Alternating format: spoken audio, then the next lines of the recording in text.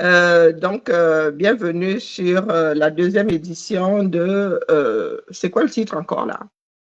2025, l'épopée d'un directeur de campagne à une élection au 237. Donc, ça va être la deuxième partie aujourd'hui, qui ne sera peut-être pas la dernière parce que c'est pas moi qui donne le là. Aujourd'hui, nous allons parler, après avoir parlé des candidats, la condition du dossier. Pascal est enfin, son dossier est enfin passé au niveau de l'ECAM. Et l'ECAM a enfin dit que son dossier, c'est multiple parce qu'il n'était pas candidat. Il était directeur de campagne, donc c'était une liste. Comment je pose la question à Hugo, la question de savoir comment est-ce qu'il s'est senti lorsqu'il a entendu dire que sa liste est passée et est-ce que il s'est retrouvé face à un ou à des contentieux électoraux? Sinon, comment est-ce qu'il s'est senti enfin délivré? Et si oui, comment est-ce que, qu'est-ce qui s'est passé et comment est-ce qu'il a eu gain de cause, gain de cause, voilà. Donc, je vous laisse dire bonjour à Pascal. Bonjour Pascal. Bonjour Qui est toujours en mode audio. Je n'ai pas le retour, c'est très déstabilisant, je vous avoue. Bonsoir Pascal. Bonjour Karine. J'ai fait l'introduction, nous allons aller vite. Question de ne pas nous retrouver ici en mode 10e épisode. Ce ne sont pas les feux de l'amour. Alors, Pascal, directeur de campagne à une élection municipale, liste de candidats. Tu t'es battu pour que tous tes candidats aient toutes les pièces. Tu as déposé ton dossier à temps, dossier validé par l'ECAM. Après, qu'est-ce qui s'est passé après? Est-ce qu'un de tes concurrents, un de tes adversaires a eu quelque chose à redire? Et parce que là, nous entrons dans... nous connaissons pour nous, Camerounais, le contentieux post-électoral. On parle très peu des contentieux pré-électoraux. Est-ce que tu peux nous dire si tu as retrouvé dans ce cas de figure, sinon ce que tu as vécu? C'est toi qui as même retoqué, parce que ce n'est pas à sens unique. C'est toi qui as eu à retoquer certains de tes adversaires? Ou est-ce que ce sont tes adversaires qui ont décidé de te reprocher quelque chose, du moins de reprocher quoi que ce soit à ceux qui étaient sur ta liste de candidats? Wow, j'ai l'esprit retors quand je parle. Donc là, je suis fatiguée, il faut que je prenne le dessus sur la fatigue. Bonjour à tout le monde, tous ceux qui viennent d'arriver. Oui, à toi Pascal. Oui, bonjour Karine, bonjour à tout le monde, bonjour à ceux qui sont là, merci de nous rejoindre. Comme promis, j'essaie de donner un peu du mien pour apporter un peu de ma lumière à l'expérience à-dessus de mon expérience de directeur de campagne.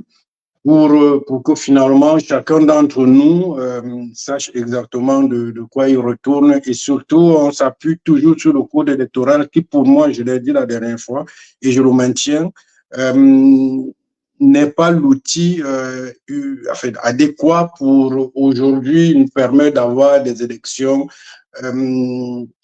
qui puissent satisfaire tout le monde. Alors la dernière fois, je vous ai expliqué quel était le parcours du combattant.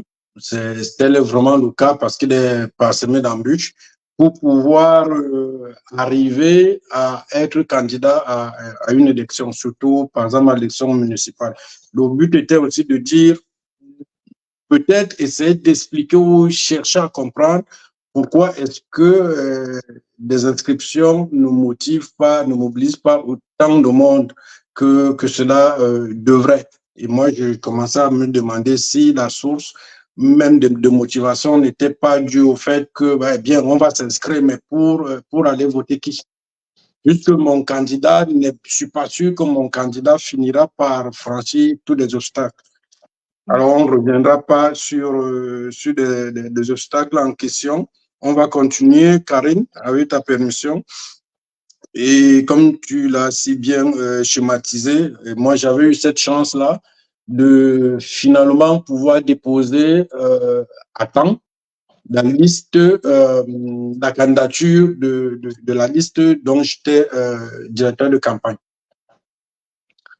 Alors, je dirais juste, si on me demande, mais avec autant d'embûches, avec autant de difficultés que Pascal, tu nous décris, un peu même à la limite, tu nous décourages, mais comment tu as fait pour pouvoir finalement avoir une liste? Ben, moi, je dirais à ceux qui veulent être candidats la prochaine fois que le secret réside dans l'anticipation. Il faut anticiper. Il faut s'y prendre longtemps, longtemps à l'avance.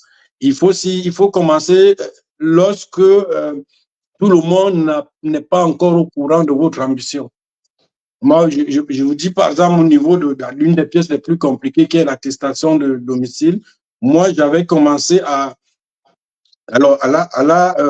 chercher à l'obtenir un an avant les élections.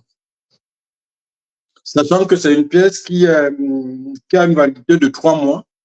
Et comme actuellement, chacun peut faire une projection sur les prochaines élections, donc moi, j'avais commencé à soumettre auprès du sous-préfet cette demande-là. Mais attention, il ne faut pas aller avec 20 demandes. Il n'est pas dupe. Il va voir le jeu. Il faut aller avec une aujourd'hui, une après-demain, ainsi de suite. Et puis, rester vigilant. Dès que vous vous rendez compte que l'une des demandes que vous avez obtenues expire par rapport au délai de 3 mois, mais vous renouvelez. Parce qu'il faut dire que la demande d'attestation de domicile, on n'en a pas besoin que pour les élections. On en a besoin parfois pour les concours ou sur plein d'autres choses. C'est un document administratif. Donc, au début… En même temps, ça te coupait quelque chose de vraiment absurde, hein? Parce que je ne sais pas comment… Bon, tu me l'avais expliqué, mais ça fait partie des choses qu'on devrait changer. Ce qui se passe au Cameroun est inconcevable au XXIe siècle. Ce pays-là, les maisons n'ont toujours pas d'adresse. Hein, parce que je sache, il y a des pays dans lesquels, pour un justificatif de domicile, on te demande une facture. Un certain nombre de factures. Il y a un certain nombre de factures qui sont acceptées par l'administration en guise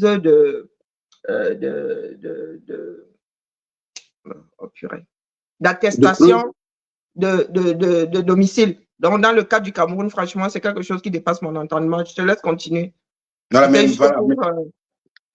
c'est justement comme ça. Allez, je dirais de même pour l'extrait d'acte de naissance, faites pareil. Commencez beaucoup plus tôt. Parce qu'au début, les maires ne sont pas… Bon, encore qu'aujourd'hui, ils commencent à regarder parce qu'eux aussi, ils tirent les conséquences des expériences des années passées. Donc, voilà, là aussi, il faut commencer un peu plus tôt, de sorte à ce que vous puissiez obtenir cette pièce-là avant que ces autorités ne soient totalement braquées pour les élections. Jouer un peu de surprise. Alors, donc, moi, j'avais procédé ainsi, mais néanmoins, hein, je vous ai dit la dernière fois, l'attestation de domicile, je crois que je l'ai obtenu pour les 25 candidats, je l'ai obtenu le dernier vendredi avant la clôture. Donc, c'était vendredi, la clôture, je crois que c'était un lundi. Donc, je l'ai obtenu vendredi à 10 h. Malgré que j'ai commencé au moins une année à l'avance. Donc, c'est pour vous dire. Parce que les dernières étaient expirées, donc j'ai été obligé de renouveler mes demandes. Non, mais une fois ça obtenu, ben, c'est le soulagement, j'ai déposé dans la liste. Il faut savoir que là, c'est le code électoral qui parle dans son article 187. Et l'ECAM va compiler toutes les demandes et arrêter les listes de candidatures au moins 60 jours avant l'élection. OK. Alors, il faut qu'on fasse les calculs. C'est le but un peu pédagogique que je fais. Il faut savoir que quand on convoque le corps électoral, c'est 90 jours avant l'élection. Et donc, dès qu'on a 3 mois, dès qu'on a convoqué le corps électoral, les candidats ont 15 jours pour déposer leur liste. Et une fois les listes déposées à ELECAM, 60 jours avant l'élection, ELECAM a l'obligation de rendre public les candidatures.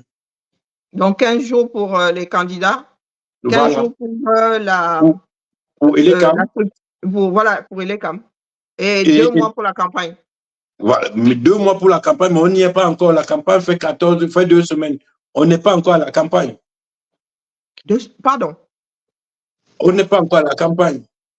Et ELECAM publie les listes, il y a encore des étapes. Alors, c'est l'une des étapes que tu as évoquées tout à l'heure, Karine, que tu as appelé le contentieux préélectoral, que beaucoup de gens ignorent. Et par contre, là encore, c'est un autre piège, c'est-à-dire un autre tamis, moi je dis, qui est laissé entre les mains de ceux qui ont le pouvoir. Qui ne l'est pas d'ailleurs. Oui, la consistance du dossier elle-même est laissée en partie entre les mains du pouvoir. Le maire sortant est celui qui doit signer un certain nombre de papiers. Donc, voilà, dans un pays dans lequel le jeu politique n'est pas toujours, comment dire, sain. Équitable. Équitable, voilà, sain, même sain. Alors, ELECAM, ceux qui ont suivi en 2020, c'est une grande messe, hein, ça passe en direct à la télé. ELECAM annonce commune de Massok, les listes retenues LDPC, PCRN, commune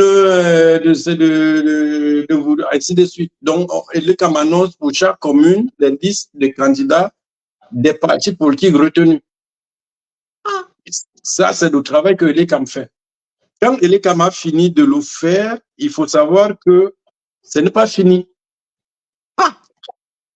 ELECAM peut rejeter certaines demandes. C'est-à-dire un dossier qui arrive, qui n'est pas complet, ELECAM peut la rejeter ou il peut l'accepter.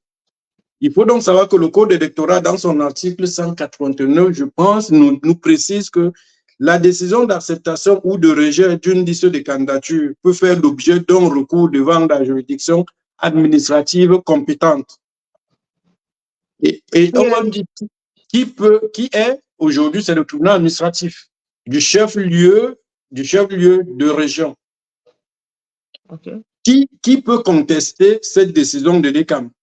On nous dit un candidat, un mandataire de la liste où tout candidat ou tout électeur inscrit sur la liste électorale de la commune concernée peut contester l'acceptation d'une liste de l'ECAM. Alors, pour parler de façon simple, l'ECAM a accepté le dossier de candidature du parti SDF dans une commune de Douala. Un électeur juste inscrit sur la liste électorale de la commune a le pouvoir, par requête, saisir le tribunal administratif pour dire que, attention, dans cette liste-là, il y a Karine.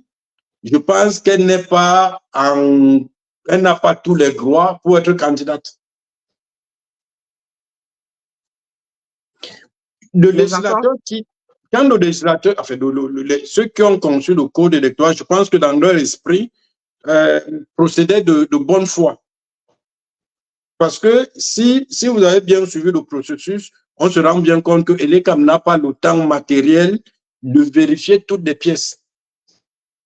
Et le législateur s'est donc dit, l'ECAM va accepter les listes, va les publier dans la commune, et les citoyens pourront donc faire leur travail de citoyen, de faire remonter au niveau du tribunal administratif les griefs qui pourraient se retrouver sur tel candidat ou sur telle liste. Pour les anecdotes, on a connu des cas, je préfère citer ceux qui sont les plus connus. Hervé Nkom. Il est du LDPC, il est à Douala, il était candidat pour être député. Son dossier a été accepté par l'ECAM au début et il y a eu une contestation en appui du fait qu'il a une nationalité française. Parce que l'ECAM ne peut pas vérifier ça. Quand Karim vient déposer son dossier, Karine va déposer le dossier avec des éléments qu'on a cités la dernière fois. Sauf que Karine a une nationalité française et Elekam n'a pas les moyens de le savoir. Elekam va donc juste valider la candidature de Karine sur la base du dossier que Elekam a reçu. Sauf qu'avec Pindi, moi je connais Karine. Sans te couper, hein. Ça met à nu un certain nombre de manquements au niveau de la gestion de notre pays, puisque le Cameroun n'accepte pas la double nationalité. Oui. Donc, comment est-ce que ce monsieur a fait pour avoir tous ses papiers en tant que Camerounais? Mais parce qu'un Camerounais qui prend une autre nationalité, il n'y a pas de remontée d'informations qui irait à la base signaler cet élément-là. Alors, la personne a toujours son acte de naissance. La personne peut toujours avoir sa carte nationale d'identité. La personne peut obtenir son certificat de nationalité et tous les documents qui vont avec. Parce oui, que ça veut dire que le Cameroun est hors la loi, dans la mesure où nous n'avons signé nulle part le renoncement à notre nationalité. Mais c'est au droit de chacun de le dire à haute voix que j'ai pris notre nationalité. Oui, mais voilà, justement. C'est pourquoi Elekam ne peut pas contrôler cet élément-là. Je prends juste celui-là. Je ne sais pas pourquoi est-ce que les dires d'une personne lambda viendraient mettre à mal ma démarche à moi dans la mesure où le Cameroun ne peut pas prouver que je ne suis plus camerounaise. On va justement en venir. C'est justement ça mon problème avec le contentieux électoral. Oh, je la connais, elle est française. Tu n'as pas les moyens de ta politique, tu vas le prouver comment? Toi. Karine, tu es assez perspicace comme d'habitude. Tu vois, c'est là où ça arrive le problème. Et c'est pourquoi j'ai dit que c'est un outil qui est entre les mains des tenants du pouvoir. Je vais prendre une autre anecdote. Moi, j'ai vu un autre cas. Quelqu'un qui a été maire, sur cette élection, il était maire sortant. Pendant toute sa mandature, il a signé tous les actes de sa mairie. Je prends un nom, je ne donne pas le vrai nom, je prends un nom au hasard. Il s'appelait Takam Bernard. Okay. Monsieur le maire Takam Bernard a signé des actes de droit civil et tout ce qu'il fallait. Alors, en 2020, il se représente comme candidat. Sauf que la liste de candidatures qui a affichée, il ne s'appelle plus Takam Bernard, il s'appelle Takam. Tout court. Tout court. Son prénom, c'est tout court. OK. Je ne sais pas si cet élément qui est assez visible. Double identité. Je ne sais pas ce qui se passe. Est-ce que l'ECAM, là aussi, l'ECAM n'a pas pu vérifier et l'ECAM publie la liste. Il revient donc maintenant aux citoyens de dire, attention, je connais Karine. Karine, à ce que je sache, elle est devenue française. Donc, de par la loi, elle ne devrait plus être candidate. Et là, sur simple requête, moi, je saisis le tribunal administratif pour remettre en cause, pour contester de la validité de cette candidature. Sans aucune preuve? Si, bien sûr. Bien sûr, avec des preuves. Ta preuve, c'est quoi? Non, mais j'en viens avec des preuves. Et ça, moi, je dis, le législateur qui l'a fait, c'était de bonne foi et dans la bonne intention pour éviter que les gens ne passent entre les mailles de filet. Mais alors, c'est là où commence le véritable problème. Parce que quand on saisit le tribunal administratif, il faut savoir que le tribunal administratif a 5 jours. Enfin, on saisit le tribunal administratif dans les 5 jours qui suivent la publication des listes. Ça veut dire que si les listes ont été publiées le lundi, vous avez au maximum jusqu'à vendredi pour présenter vos contestations auprès du tribunal administratif. 5 jours, pas plus. Et après ces 5 jours, le tribunal administratif a 5 jours pour statuer. Et ça fait l'objet de messes. Hein. C'est des audiences qui sont publiques. Les candidats sont notifiés. Et l'ECAM est notifié parce qu'il faut savoir que le tribunal administratif, ça veut dire qu'on conteste une décision administrative. Ici, la décision administrative, c'est le rejet ou l'acceptation de la candidature par l'ECAM. C'est ça l'acte administratif qu'on va contester. Moi, j'insiste sur les délais comme ils sont courts. Vous avez 5 jours. Voilà. Alors, donc maintenant, moi, je dis, tiens, hein, les preuves comme quoi je ne suis plus camerounais, je suis français, j'attends. Oui, qu'est-ce qui se passe donc? Qu'est-ce qui se passera donc? Moi, je vais venir produire, si je suis très efficace, l'acte d'intégration ou de la déclaration de naturalisation de Karine en tant que Française. Tu l'as où? Mais je peux l'obtenir. Justement, on est en compétition. Tu veux prendre ma place, Karine. Mais je vais remuer ciel et terre pour obtenir ce que je peux obtenir pour te mettre en mal. Je peux, ne me demande pas pour obtenir mon acte, ma déclaration de nationalité ou je ne sais pas. Ne me demande pas comment je l'ai obtenu, mais tu as été un peu négligent dans quelque part dans un parcours, je l'ai obtenu. Mais la question, c'est plutôt si je ne l'ai pas. Si je ne l'ai pas, tu passes entre les mains du filet. Donc ça, là aussi, c'est une porosité de notre système. Moi, je veux un autre cas. Je veux un candidat, et il était candidat, lui, on a d'ailleurs pu obtenir son passeport français qu'il avait étudié à l'ambassade de France pour demander son visa pour aller au Cameroun. Mais les gars, vous n'êtes pas fair play du tout. Hein. Non, mais vous, en fait, vous arrivez à être des faussaires. Hein, parce qu'il y a des documents que lambda ne devrait pas pouvoir avoir. Donc, ça ne se joue pas à la régulière, finalement. Pour tout le monde, même pour les adversaires. Et justement, Karine, c'est là un autre piège. Moi, je ne suis pas juriste, mais à l'époque, je m'étais attaché les services des juristes. Et il y a un juriste qui m'avait justement dit, attention, ce tribunal, ce contentieux électoral, c'est là le grand piège. Parce que si tu n'es pas du bon camp du tenant du pouvoir, il faut savoir que tu peux venir avec une preuve et cette preuve-là se retourne contre toi. Parce que justement, on pourrait te demander comment tu as fait pour obtenir ce document qui était censé être dans des archives de l'administration. Et il est interdit d'aller le chercher et de le rendre public. Donc, on se retrouve dans une situation où on vous donne un élément, mais en fait, que vous ne pouvez pas utiliser si facilement que ça. Maintenant, il faut donc savoir que celui qui tient le pouvoir, mais lui, il a le pouvoir de tout. Il a le pouvoir de tout. Je ne dis pas que la justice est toujours en la faveur de celui qui tient le pouvoir, mais bon, en grande majorité, moi, j'essaie de regarder des choses avec la distance, pas en tant qu'opposant ou en tant que LDPC. Non, je comprends tout à fait. Mais en tant que celui qui a la possibilité d'avoir ce pouvoir-là, peut faire des choses. Et justement, là, en 5 jours, vous ne pouvez pas faire grand-chose. Et là, le LDPC, puisqu'il s'agit du LDPC qui a l'avantage aujourd'hui de s'appuyer sur ce code électoral, s'y appuie, mais à fond. Il va donc faire, pendant cette période-là, de décrémage. Ceux qui ont été très efficaces et qui sont passés entre les mains du filet, mais on peut encore les éliminer. Il y a, par exemple, je vous ai dit ça la dernière fois, on a vu ça, l'irrecevabilité des listes irrecevables.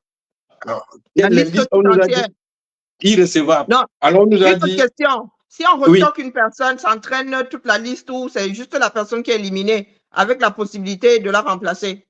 Petit piège. Oui, si une personne est retoquée, on a la possibilité de la remplacer dans un délai de 30 jours avant les élections. OK. Donc, ça n'écroule pas toute la liste. On peut remplacer la personne, mais dans un délai de 30 jours avant les élections. OK. Alors, qu'est-ce que vous voulez dire? Qu'est-ce que le LDPC a fait lors des dernières élections? Il s'appuyait majoritairement sur l'article 184 et sur l'irrecevabilité des candidatures. Et puis, sur l'alinéa 3, le dernier tiret, on dit que les listes comportant des candidats non membres du parti politique concerné. Alors, qu'est-ce que le LDPC faisait dans la plupart des circonscriptions? On prend une liste de 25, on chope Karine, on dit Karine, Karine est notre militant.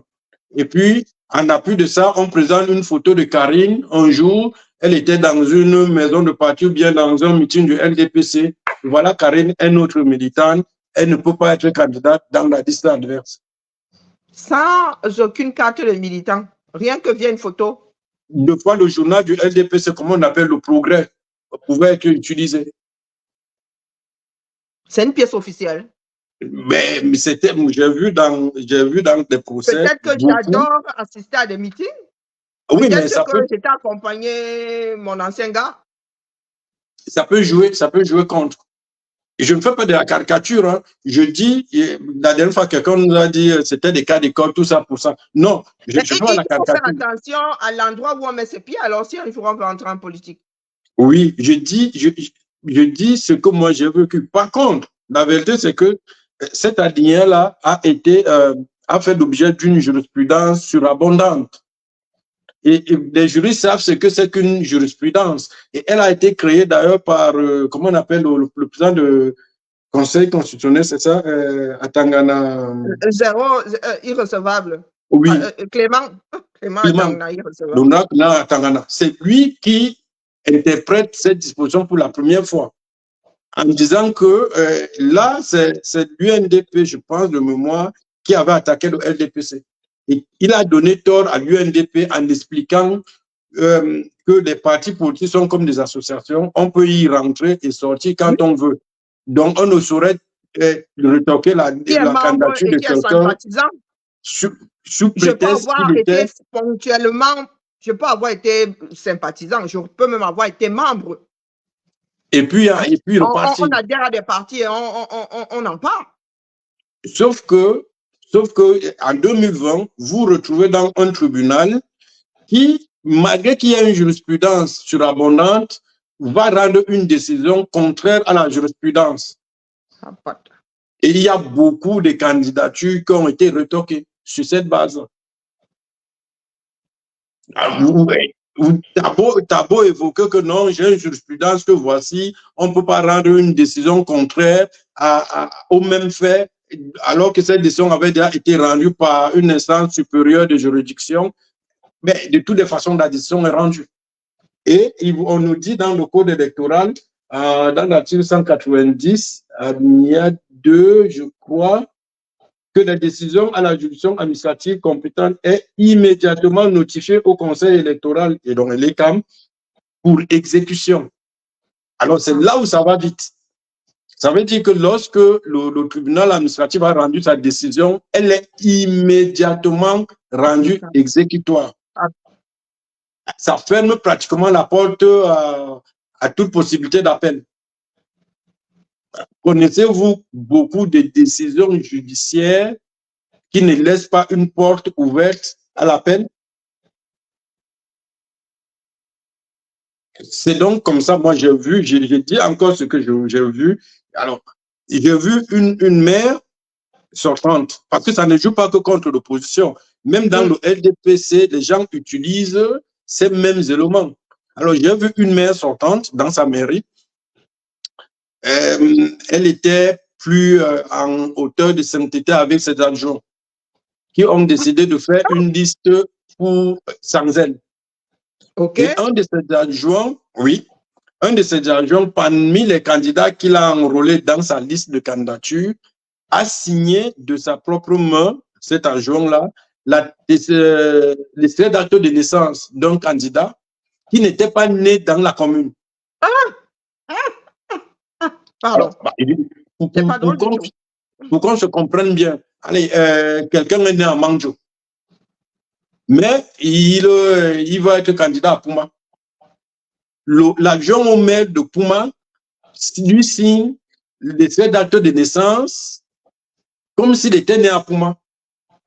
Alors, madame le maire qui est dans cette mairie porte donc l'affaire au tribunal administratif en leur disant, mais attention, le candidat qui est là, il a un extrait d'acte de naissance qui est signé par mon adjoint à Pouma, alors que ce monsieur, à sa naissance, la commune de Pouma n'existait même pas.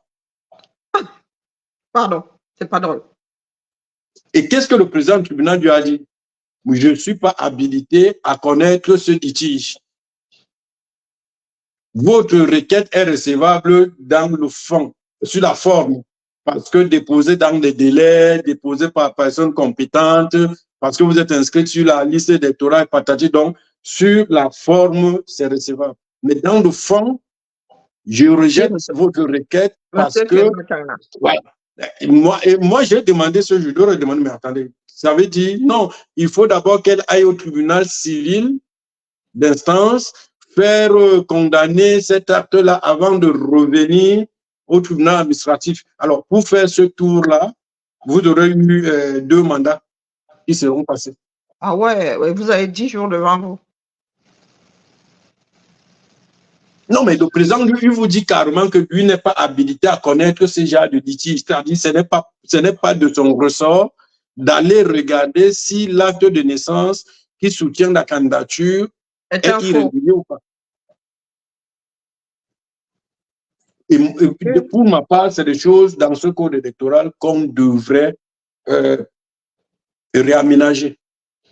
Moi, j'ai une idée là-dessus qui est la mienne, c'est ma modeste proposition. Je n'ai pas la science infuse, je me trompe peut-être, mais pourquoi ne pas rallonger cette période de contentieux préélectoral? Parce qu'elle est bonne. Ça permet aussi que ceux qui ne sont pas dans des clous ne deviennent pas demain des gestionnaires de la chose publique. Parce qu'une chose est sûre, moi j'ai vu d'autres cas, quelqu'un qui a été condamné à la peine de prison, c'est qu'il a le choix de son droit d'être éligible. Moi j'ai vu ces cas. Condamné suite à un contentieux préélectoral? Non, condamné suite à un crime, suite à un détournement de deniers publics, condamné. Et le code électoral nous dit… dont la candidature était passée. Était passée, parce qu'il est venu là produire un extrait de casier judiciaire vierge. Et puis j'ai vu un monsieur arriver, vous nous dire, mais attention, ce type, il a été condamné dans tel tribunal et j'étais son adversaire, j'étais même son accusateur. Il a tué quelqu'un. Et la personne qu'il a tué, c'était mon fils. Il a été condamné, il a fait 10 ans de prison. Voilà la grosse, j'ai la grosse. Le président du tribunal vous dit… Il a fait comment pour se retrouver avec un extrait de casier judiciaire vierge? Le président du tribunal vous dit… Moi, même pas pour un délit, hein, condamné pour un crime majeur. Pour un crime. Le président du tribunal vous dit, moi, je n'ai pas la compétence de connaître à fond ce genre de dossier. Et du coup, la candidature du monsieur est passée. Elle est passée. Alors, mais il faut qu'on regarde un peu, parce que de fois, on voit notre système, on voit des contentieux. Ça oui, sert donc à quoi le contentieux? Puisque une condamnation est prouvable. Le contentieux sert à celui qui a le pouvoir de faire des crémages. Non, je ne comprends pas. Bon, je suis française. Bon, quoique ça marche pas pour les femmes. Un homme est devenu français. Il n'a pas crié sur les toits. Une personne dit, ah, moi je sais que la personne est française, apporte un document volé quelque part dans les archives, on retoque le candidat. Mais moi, j'arrive avec un autre candidat, lui qui a été condamné pour un crime majeur, non, qui a été condamné, qui ne devrait pas avoir l'extrait de casier judiciaire vierge de la personne, là, sa candidature est maintenue. C'est tordu. On le laisse passer. Donc, c'est pourquoi moi, c'est par rapport aux intérêts. C'est par rapport aux intérêts que comment on appelle, le tribunal administratif retoque ou laisse passer les candidatures. Ben, je pense qu'il y a de l'arbitraire et qu'au minimum, on devrait permettre qu'il y ait un deuxième niveau de juridiction, au minimum. C'est-à-dire qu'il faudrait que les gens puissent avoir la possibilité de faire appel. Ou une juridiction neutre, j'en sais rien, moi. Oui, mais on pense qu'une deuxième juridiction, c'est la neutre. Le tribunal administratif devrait être neutre, hein. Moi, je dis ça. Oui, oui, mais si vous êtes… Au moins, il faudrait qu'il y ait possibilité de faire appel. Au moins qu'il y ait… Et quand on fait appel, ce n'est pas les mêmes juges qui vont statuer. Évidemment, quand on fait appel, on n'est plus jugé par les mêmes personnes. Non, du tout. Donc au moins, on va aller chercher un deuxième regard. Si possible, un troisième. Et si vous avez le même verdict au premier, deuxième, troisième niveau, on peut estimer que, bon, voilà, si la personne a réussi à tenir toute la chaîne, il est très fort. Mais au moins, on lui complique la tâche. Et moi, je pense que pour faire ça, il serait peut-être pas inutile de rallonger les périodes. Le corps électoral soit convoqué 4 mois avant, donc 120 jours avant les élections. Et on décale tout le reste. Et qu'on arrive à la liste définitive que lorsqu'on a épuisé tous les voies de recours du contentieux, qu'il y ait des voies de recours au contentieux. Parce qu'il faut se dire la vérité. Quelqu'un qui, dans une commune de 30 000 habitants, au nez et à la barbe de tout le monde, il est passé sachant lui-même qu'il n'est pas celui qu'il est. Et là, devant tout le monde, il réussit à passer en force. Vous croyez que demain, quand il sera assis dans son bureau, dans son intimité de bureau, où n'est vu que par sa secrétaire, lorsqu'il lui faudra détourner un projet de 10 millions, il aura peur de quoi et de qui? Puisqu'il a gagné la plus grande bataille. Il a trompé tout le peuple à un seul moment. Ce n'est pas tromper deux collaborateurs qui seront un problème pour lui. Qui peut le plus pourra le moins. Tout à fait. Au moins qu'on fasse ce tamis-là, qu'on prenne le temps de faire ce tamis, de se rassurer que le contentieux préélectoral joue pleinement son rôle. Et je pense que le législateur qui a ouvert cette brèche-là avait cela en esprit, de se dire, ELECAM ne peut pas, n'a pas le temps, n'a pas les moyens matériels de vérifier tous ces éléments-là. Et il reste donc aux citoyens de jouer son rôle de veille, qui viennent regarder, parce qu'on se connaît. On sait que non, Karine, quand on était au coup moyen de, mais c'est bizarre cette histoire, on était au coup moyen de, Karine s'appelait Karine Jeanne. Mais comment du coup elle peut s'appeler Karine Bernard? Cette histoire-là, quand même, il faut que j'en ai regardé. Au minimum que Karine apporte les éléments qui justifient du changement qu'on peut avoir observé dans son état civil. Ah oui, parce que le changement peut être fait légalement. Effectivement. Le changement n'est pas toujours dû à une n'est pas toujours. Moi, ceux qui m'ont connu à l'école vous diront que j'ai un chiffre qui n'existe plus aujourd'hui sur mon acte de naissance. Tout à fait. Toutes ces choses-là sont... Moi, le but, je ne jette pas l'anathème sur ce qui est fait ou sur ce qui existe. Mais je sais qu'il est juste de mettre de la lumière dessus. Et je dis aux autres, malheureusement, c'est un outil qui est utilisé, mais à fond, par celui qui tient le pouvoir aujourd'hui, c'est le LDPC. Donc, courez, inscrivez-vous, faites tout ce que vous voulez. Je ne dis pas de ne pas s'inscrire, mais il faut savoir qu'avec ces éléments... Nous sommes là pour dire aux Camerounais, ça c'est l'expérience de retour de Pascal, hein, nous ne disons pas que tous les Camerounais ont vécu la même chose. D'ailleurs, il y a Madelaï qui demande comment est-ce que nous voulons que les futurs électeurs aient confiance dans ce magma. Ben, vraiment, c'est du magma, quoi. Ben, moi là, en fait, si je peux apporter un peu de réponse, c'est même le but. C'est ce qui m'a décidé finalement de mettre en lumière ces contradictions. Pour la petite histoire, quand je suis à la sortie de la campagne, j'ai commencé à écrire un livre. J'ai écrit un livre, je l'ai presque terminé. Au moment de vouloir le publier, je me suis posé plusieurs questions. Et surtout, il y a une chose qui m'a retenu. En discutant avec des gens, ça risquait d'apparaître comme une revancharde. Il y en a qui allaient me dire, ouais, c'est la défaite qui parle. Et puis, le maire de la commune où j'ai été directeur de campagne, il risquait aussi de prendre ça comme des gens qui veulent l'empêcher de dérouler son programme. Et puis, en accord avec la candidature que je défendais, m'ont dit, OK, on laisse passer parce qu'il ne faudrait pas que le maire, dans ses échelles de demain, mette ça sur notre dos. Il faut lui laisser la main libre de mener. La population doit choisir que ce soit bien ou pas, mais il faut qu'il ait la possibilité de mener, de dérouler son programme. Et puis aujourd'hui, je me dis, allez, le temps est passé, ça fait 5 ans. Ce que je dis aujourd'hui, on ne peut plus me taxer d'être revanchard. Je le dis pour que les gens le sachent. Est-ce que ça démotive? Je ne souhaite pas que ça démotive les gens. Je souhaite plutôt que, comme on dit au Cameroun, quand vous mettez en nu le sorcier, vous réduisez sa force de nuisance. Il faut que les gens sachent qu'est-ce qui se passe, comment ça se passe, et maintenant qu'ils aillent chercher des outils pour pouvoir contrer ces éléments. Mais là, Oui, quand on tout à voit... fait. Sans te couper, parce que très souvent, nous sommes focalisés sur des choses qui, finalement, ne sont pas celles qui mettent à mal le système électoral. Hein. Très souvent, nous avons deux petits trucs comme ça que nous avons saisis. Pourtant, les vrais problèmes sont ailleurs. C'est une succession, ce sont des choses accumulées qui font qu'au bout, les choses soient complètement inacceptables, quoi.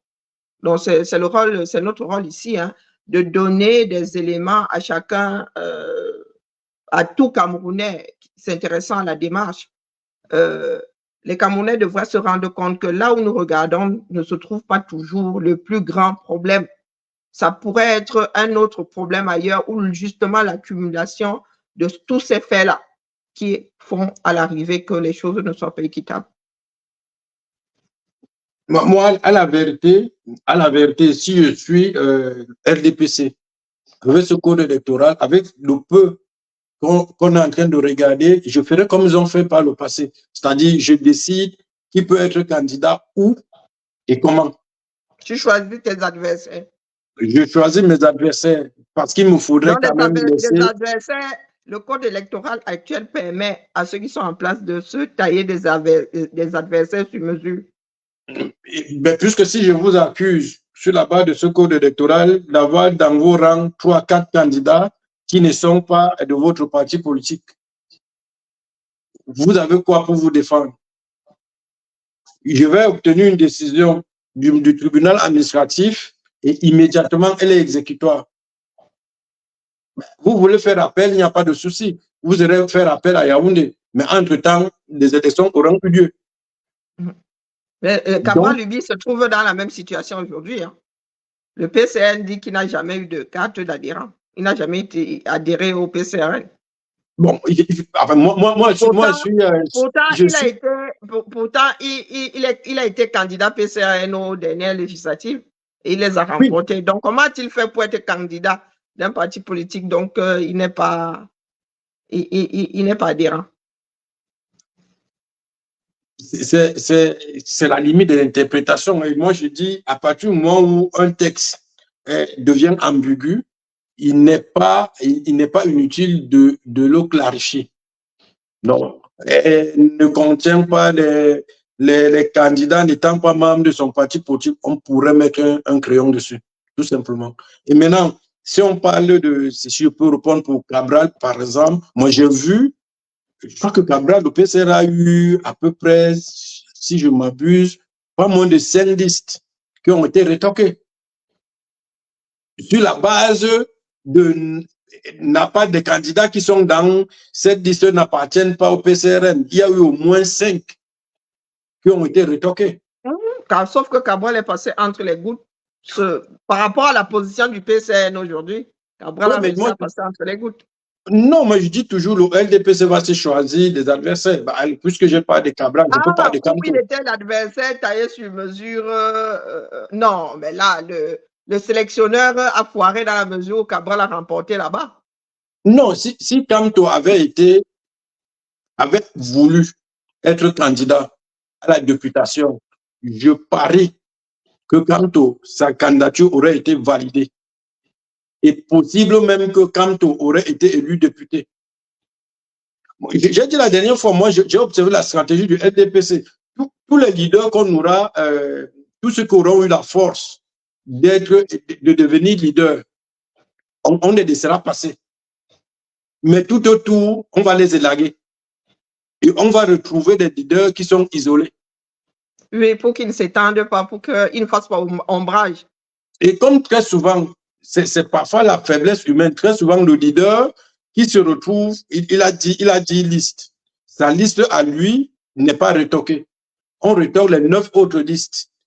Il va avoir la faiblesse de ne pas dire je n'y vais pas, si on retoque mes 9 autres listes pour des raisons absurdes, mieux personne n'y va. Mais il va y aller. Il va y aller tout seul et il va se retrouver finalement élu, mais il sera élu seul au milieu de la forêt du LDPC. Et on va se retrouver donc, comme d'habitude, avec une assemblée 880 députés, le LDPC en a 170. On va se retrouver avec 360 communes. Le LDPC en a, à lui tout seul, en gestion, sans partage, de 300. Et les leaders qu'on a eus seront isolés. Après, il restera possibilité toujours de faire une gesticulation qui est contrôlée par le système. Moi, c'est comme ça que j'analyse un peu. C'est pourquoi je dis avec le code électoral qu'on a, peu importe qui est aux manettes aujourd'hui, s'il a ce code électoral, il fait des élections ce qu'il veut. Il se donne des adversaires qu'il veut avoir parce qu'il faudra toujours avoir quelques adversaires, laisser céder sur quelques postes pour au moins que ça fasse témoignage. Mais on décidera de qui est candidat, où et comment. Et ça, c'est le précontentieux. Il ne faut pas croire que, parce que l'on me dit, ah, mais on a cru entendre que tu as allé jusqu'aux élections parce que tu as parlé de récupérer ta caution. Oui, je suis allé jusqu'aux élections. J'ai battu campagne pour ma liste. Mais là aussi, on ne le fera pas aujourd'hui. Je suis désolé. La prochaine fois, on trouvera un peu de temps pour parler de la campagne et du vote en lui-même. Et là encore, vous allez vous rendre compte de ce qui se fait sur le terrain. Vous allez vous rendre compte de la place qu'occupent des fonctionnaires. Parce qu'après, on va dire, on a bourré les urnes. Moi, honnêtement, de là où j'étais et de ce que j'ai vérifié ailleurs, il y a eu très peu de bourrage d'urnes. Il y a des histoires qu'il y a une maman qui vient avec son kabangondo et puis remplit d'urnes toute seule. C'est un peu la légende. Et ils sont quand même un peu plus intelligents que ça. Et les membres du LDPC. Au passage, la plupart, c'est des enseignants d'université. Ils nous ont formés. Hein. On était assis à l'amphi, ils étaient devant, nous écrivaient et nous on recopiait. Donc, ils ne sont pas si bêtes que ça. Il ne faut pas leur prêter tout et n'importe quoi. Même si on peut se dire parfois qu'ils mettent leur intelligence au service de ce qui n'est pas notre intérêt. Je ne dis pas du mal, je dis ce qui n'est pas notre intérêt pour un moment donné. Mais ils sont super intelligents. Donc, et le bourrage des urnes, ça ne se passe pas comme ça.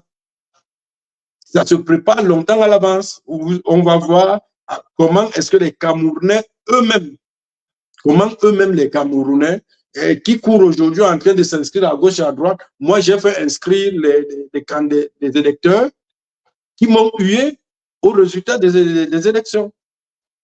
Des gens que je suis allé chercher dans les champs.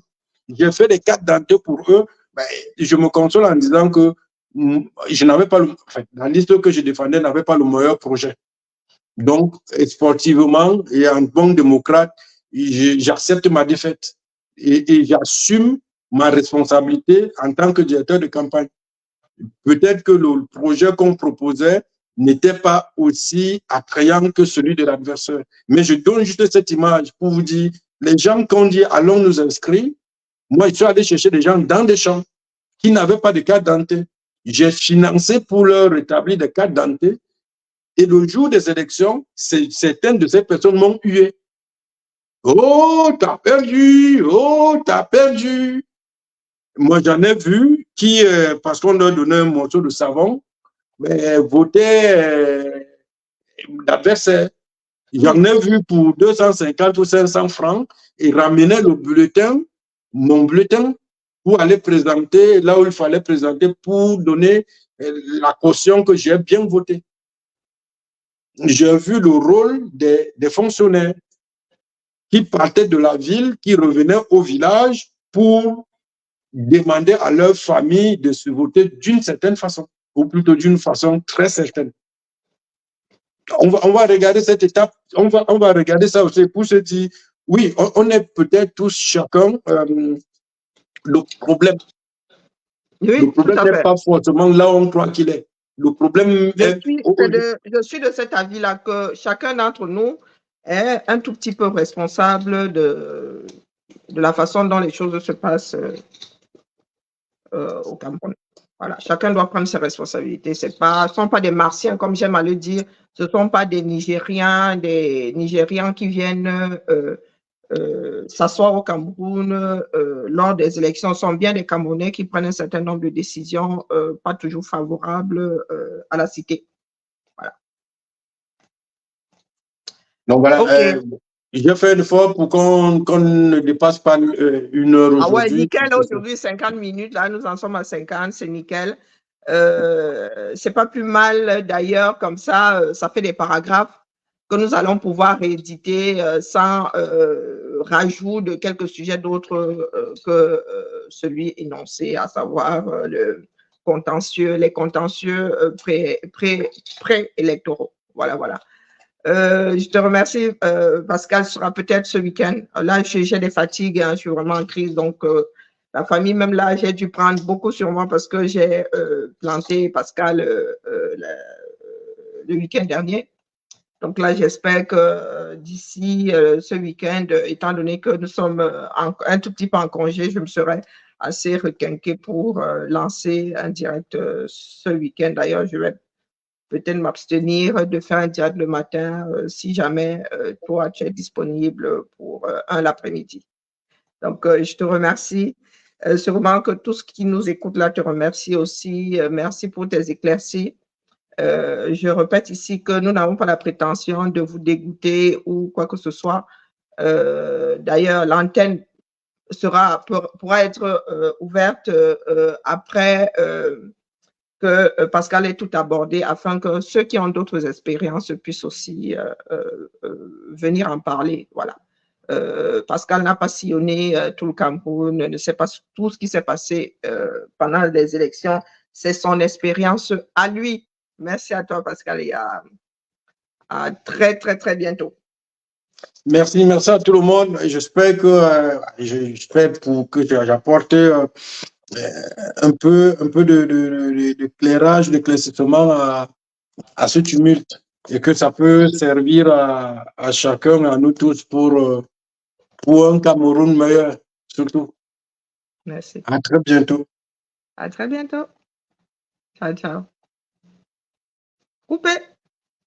Ah oui, de bonne finition là. C'est que je suis fatiguée. Donc, bonne finition là. Hein. Nous pouvons couper le direct. 52 minutes, c'est bien.